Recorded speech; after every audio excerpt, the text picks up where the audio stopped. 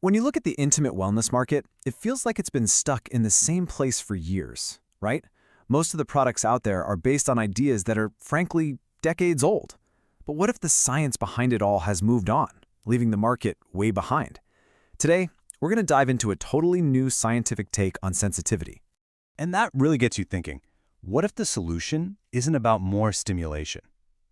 This question pretty much challenges the core belief of the entire wellness industry, that to feel more, you need to stimulate more intensely. But what if that whole idea is just biologically flawed? Let's explore an alternative that focuses on a completely different mechanism in the body. It's a fair question, isn't it? So many products that are supposed to enhance intimacy either cause discomfort or, let's be honest, don't do much at all. And the reason for this, more often than not, comes down to a really basic misunderstanding of how our body's neurophysiology actually works. Okay, so to really get what's new, we first have to look at where the market is right now. And honestly, it's kind of at a dead end. It's pretty much built on two very different and, you could argue, very limited approaches. Let's break those down. So on one side, you have products that basically rely on irritation. They create these heating or tingling sensations that are, in reality, just low-level distress signals to your skin.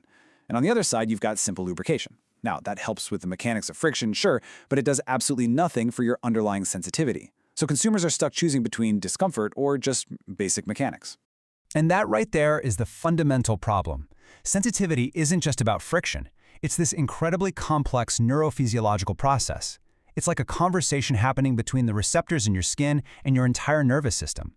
And so many products on the shelf just don't seem to get that biological reality. All right, so if the old ways are wrong, what's really going on when sensitivity starts to fade? This is where modern dermatophysiology gives us some absolutely fascinating answers, and it points to causes that are incredibly common in, well, all of our modern lives. Now, what's fascinating here is how all these things are connected. Think about it.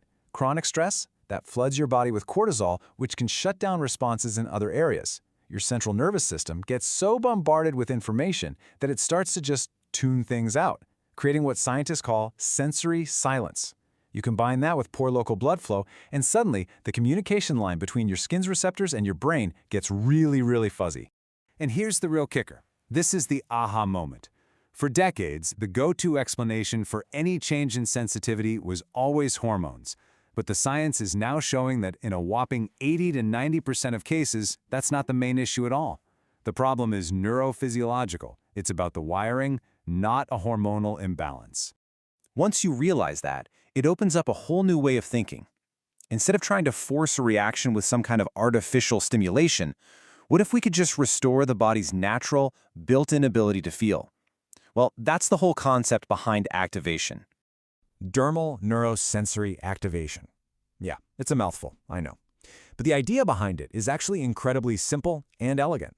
It's not about creating a feeling that isn't there.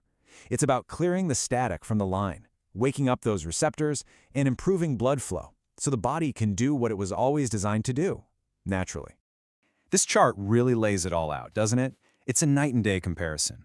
Where typical products rely on aggressive irritation for a really brief effect, this whole physiological activation idea is designed to be gentle. It avoids habituation, your body getting used to it. It doesn't mess with hormones, and it aims for a sustained, natural sensitivity instead of a fleeting artificial jolt. Okay, so how does this whole activation thing actually work?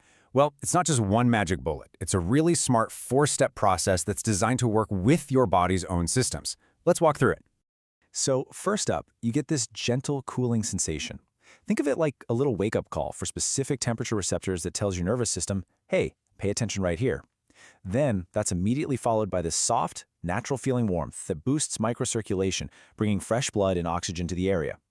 Those two steps together just make the transmission of sensory signals way more efficient. And the final phase? That's all about balance, moisturizing and protecting the skin to make sure the whole experience is comfortable and healthy. So the bottom line here is that the end result is this heightened state of natural readiness and sensitivity. The goal is to get your neurosensory system optimized and more responsive, and that creates a feeling of clarity and connection, which is just fundamentally different from the sensation you get from simple irritation. And this brings us to a bigger idea, a philosophy they call smart love. This isn't just about a one-time thing. It's about shifting the goal away from a temporary fix and towards the long-term restoration of your body's natural function. The whole idea here is that by regularly supporting this neurosensory pathway, you're essentially, well, you're exercising it. This can help fight back against something called sensory atrophy and really strengthen that body-mind connection. It's about building a more resilient system and enhancing intimacy without making you dependent on some artificial stimulant. The goal isn't to borrow arousal, but to rebuild sensitivity. And this final quote just says it all perfectly, doesn't it?